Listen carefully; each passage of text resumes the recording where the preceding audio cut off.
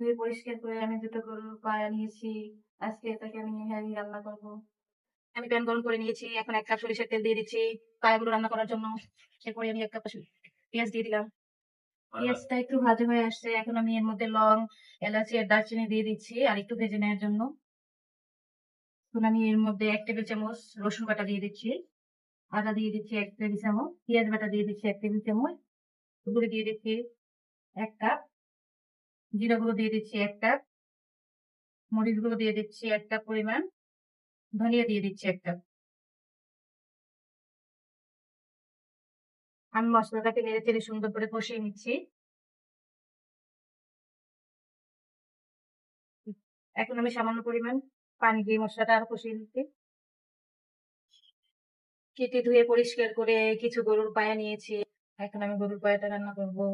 সঙ্গেই থাকুন। ঝোলটা বলক হয়ে এসেছে। এখন আমি এর মধ্যে পায়াগুলো একে একে দিয়ে দিব। সব পায়াগুলোকে দিয়ে দিয়েছি।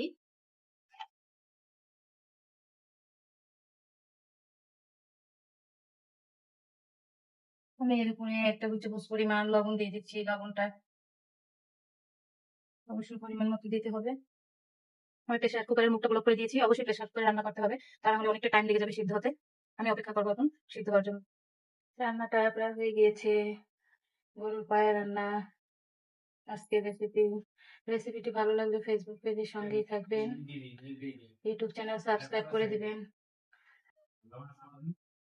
পায়া রুটি নাস্তা রেডি। এভাবে করে আপনারা পায়া রান্না করতে পারেন।